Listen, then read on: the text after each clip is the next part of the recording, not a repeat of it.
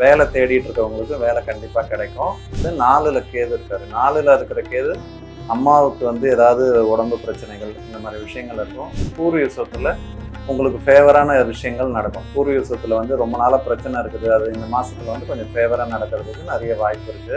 எதிர்பாராத செலவுகள்ன்றது நடக்கும். இந்த மாசத்துல வந்து 12ஆம் அதிபதி 2ல் இருக்குது, திடீர் செலவுகள் வருது, குடும்பத்தில் வந்து எதிர்பார்க்காம செலவுகள் வருது, இந்த மாதிரி விஷயங்கள்லாம் இருக்கும். அடுத்த 2027 வரைக்குமே சனி அதில் தான் இருக்காரு.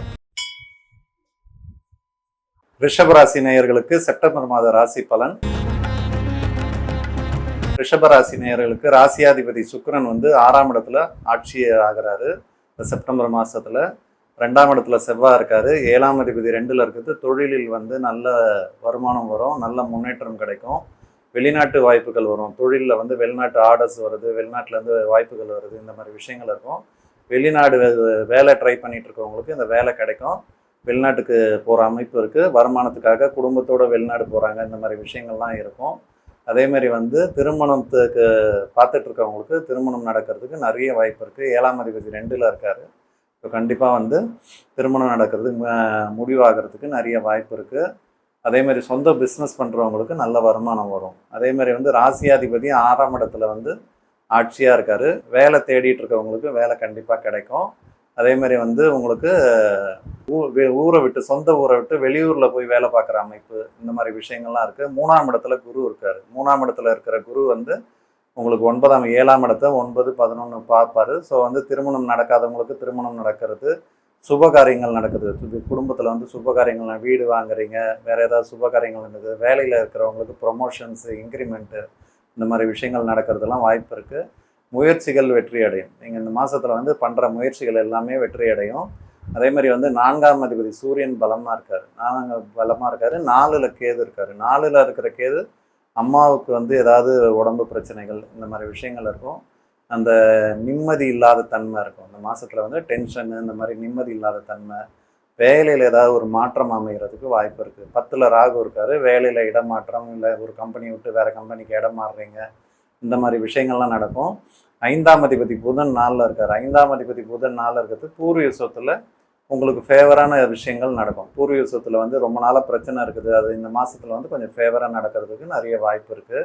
அதே மாதிரி வந்து சுக்கிரன் 6ஆம் இடத்துல இருக்கார். வேலையில் வந்து ரொம்ப பீஸ்ஃபுல்லாக தான் இருப்பீங்க, ஒன்றும் ப்ராப்ளம்லாம் இருக்காது. 12ஆம் அதிபதி 2ல் இருக்கிறது வேலை விஷயமா வெளிநாடு போது எதிர்பாராத செலவுகள்ன்றது நடக்கும். இந்த மாதத்தில் வந்து 12ஆம் அதிபதி 2ல் இருக்குது, திடீர் செலவுகள் வருது, குடும்பத்தில் வந்து எதிர்பார்க்காம செலவுகள் வருது, இந்த மாதிரி விஷயங்கள்லாம் இருக்கும். அதே மாதிரி சனி வந்து 11ல் இருக்கார். சனி 11ல் இருக்கிறது ரொம்ப யோகம். இந்த அடுத்த சனி பயிற்சி வரவருக்குமே ரிஷபராசிக்கு ரொம்ப நல்லா தான் இருக்கும். இப்போ வக்ரமாக இருக்கார். சுய ஜாதகத்தில் யார் யாருக்கு சனி வக்ரமாக இருக்காங்களோ அந்த ஜாதகருக்கெல்லாம் வந்து இந்த வக்ர காலம் வந்து யோகத்தை செய்யும். 11ஆம் இடத்துல சனி இருக்குது, யோகம் தான். அடுத்த 2027 வரைக்குமே சனி அதில் தான் இருக்கார். அது யோகத்தை செய்யும். அது தொழிலில் நல்ல லாபம் வரும், புதிய ஆர்டர்ஸ் வர்றது, புதிய முயற்சிகளை வந்து வெற்றி அடைகிறது. ரிஷபராசிக்கு இப்போ ரொம்ப யோகமாக தான் இருக்குது.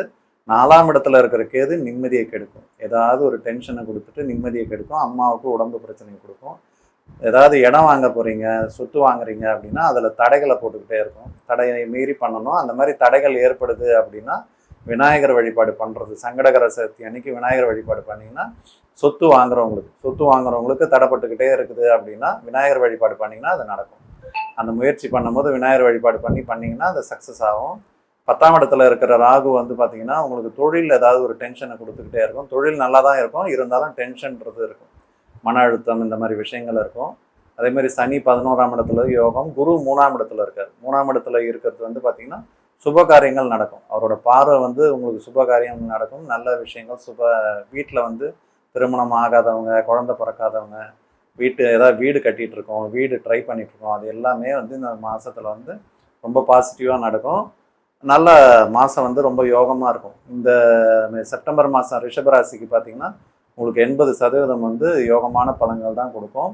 கோயிலுக்கு போகிறதா இருந்ததுன்னா விநாயகர் வழிபாடு, சங்கடகர சதுர்த்தி அன்னைக்கு விநாயகர் வழிபாடு பண்ணுறது ரொம்ப நல்லது. மன அழுத்தம் அதிகமாக இருக்குது, டென்ஷன், வேலையில் வந்து ரொம்ப ஓவர் ப்ரெஷராக இருக்குதுன்னா செவ்வாய்க்கிழமையில் துர்கை வழிபாடு பண்ணுறது. இந்த விநாயகர் வழிபாடும் செவ்வாய்க்கிழமையில் துர்கை வழிபாடு பண்ணிங்கனாலே உங்களுக்கு இந்த மாதம் வந்து பீஸ்ஃபுல்லாக நிம்மதியாக போயிட்டுருக்கும். எந்த பெரிய பாதிப்புன்றதும் இல்லை. இது யோகமாக தான் இருக்கும் அந்த செப்டம்பர் மாதம்.